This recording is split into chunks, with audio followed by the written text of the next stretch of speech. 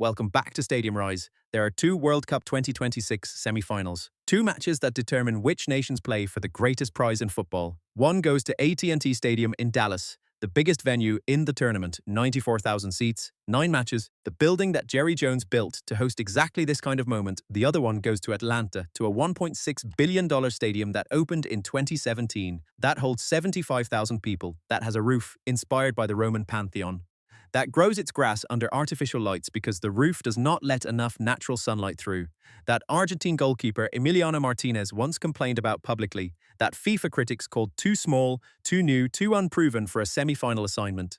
And yet, on July 15, 2026, 6 days before the World Cup final at MetLife Stadium in New Jersey, one of the two matches that decides who plays in that final happens here, in Atlanta, at Mercedes-Benz Stadium. Today we go inside it, and we tell you exactly why it got the semi-final. Mercedes-Benz Stadium sits in the heart of downtown Atlanta, 1 A&B Drive, just west of Centennial Olympic Park, the park that was built for the 1996 Summer Olympics that Atlanta hosted.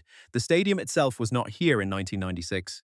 The old Georgia Dome stood on this site, a massive inflatable roof structure that hosted gymnastics and basketball at those Olympics and served the Atlanta Falcons for 25 years afterward. In 2017, the Georgia Dome was demolished to make way for what Arthur Blank, billionaire owner of the Atlanta Falcons and Atlanta United FC, had commissioned HOK architects to build. Arthur Blank did not want to build a replacement Georgia Dome.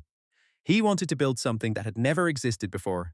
He wanted a venue that would serve football and soccer and concerts and college football and the Super Bowl simultaneously, a true multi-use arena for the 21st century. He wanted the finest sports and entertainment facility in the world. Those were his words. And then he told HOK to deliver it. The construction cost began at an estimate closer to $1 billion. By the time the stadium opened on August 26, 2017, the final bill had reached $1. $6 billion, driven upward by the expanding design scope and the extraordinary complexity of the building's signature feature.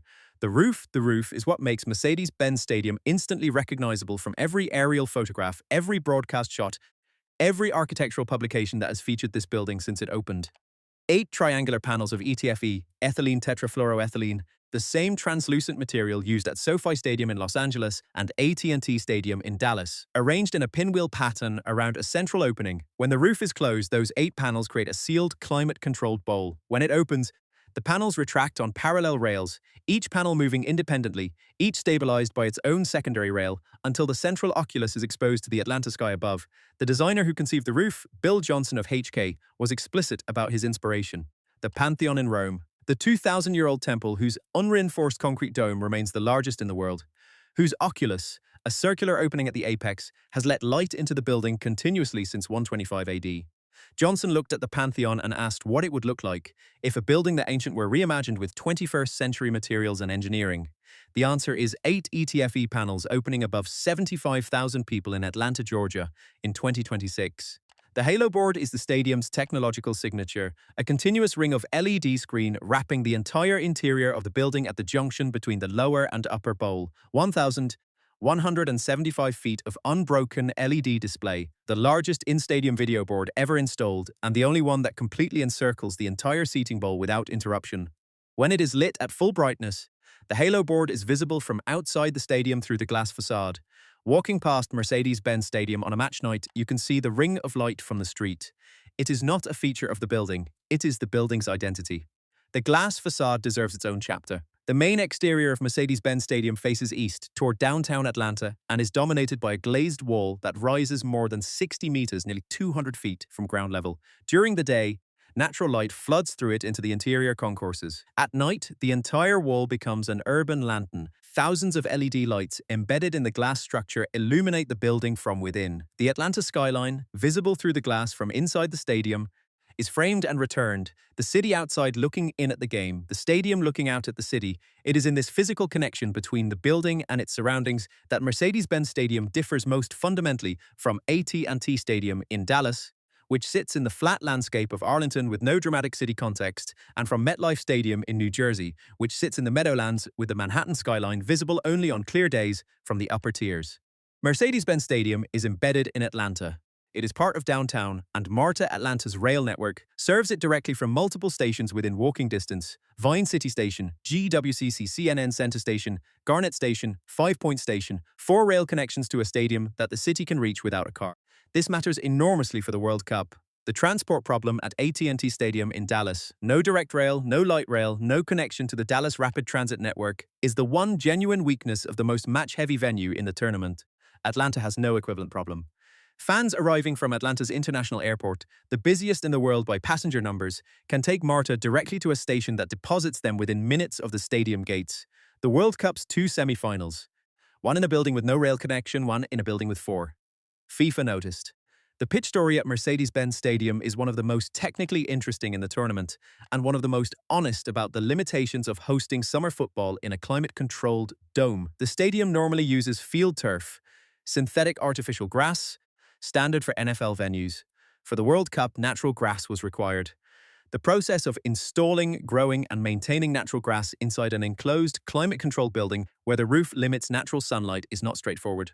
The subsurface was completely renovated, a process that began 2 years before the tournament and was finalized in February 2026. A brand new irrigation and aeration system was installed. A thick layer of sand was laid above it. And the pitch itself, a 21st century hybrid of natural grass interwoven with synthetic fibers, grown in Colorado specifically for this installation, was put in place above the sand because the stadium's roof limits natural sunlight reaching the playing surface. The grass is kept alive by grow lights, an array of artificial lighting calibrated to the specific wavelengths that promote grass growth, supplements whatever natural light enters through the translucent ETFE panels when the roof is closed.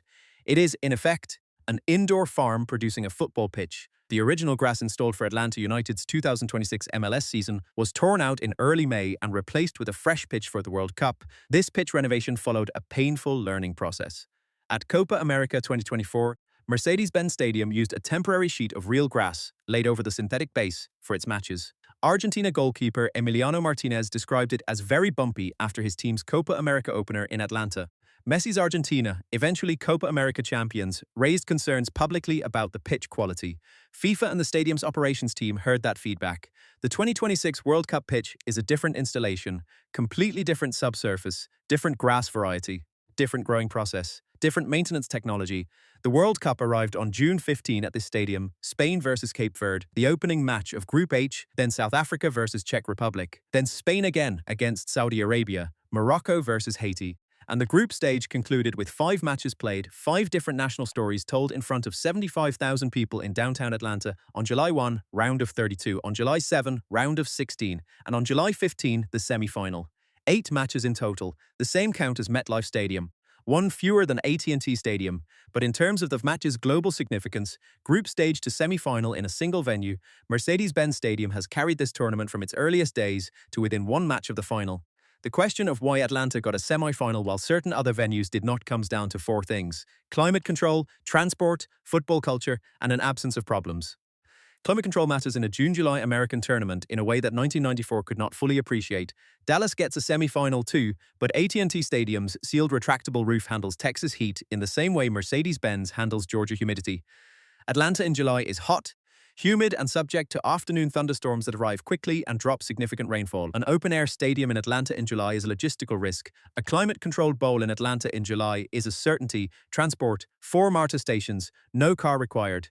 No parking crisis, no interstate congestion for 75,000 people simultaneously. Football culture. Atlanta United FC is the MLS attendance record holder. The club drew 72,035 to a single home opener, the largest single-game MLS crowd in history. The city does not need the World Cup to teach it how to watch football. Atlanta already knows, and a stadium that hosts Atlanta United's home matches week after week has a fan culture built around football that an NFL-only venue does not possess, and the absence of problems. No revenue dispute with the owner, because the Georgia World Congress Center Authority, a state government body, owns the building. No pitch controversy left unresolved since 2024. No workers' strike, no immigration enforcement concerns specific to this venue. A clean operational record through 8 matches of the World Cup before the semi-final even begins. On July 15, 2026, 2 nations walk out through the tunnel of Mercedes-Benz Stadium. Past the halo board blazing above them, past the Pantheon roof opening or closing above that, past the glass facade connecting the building to the Atlanta skyline behind it, and play 90 minutes of football that determines who goes to MetLife Stadium on July 19. One of those 2 nations will be there, the other will not. And the building that decided who gets to keep dreaming, the $1.6 billion stadium in downtown Atlanta that beat Dallas for this assignment and beat every criticism thrown at its pitch, its size, and its youth, will have earned its place in the history of the 2026 World Cup. This is Mercedes-Benz Stadium, and on July 15, it hosts the moment that matters most. If you enjoyed this, like, subscribe, and hit the bell. See you next week.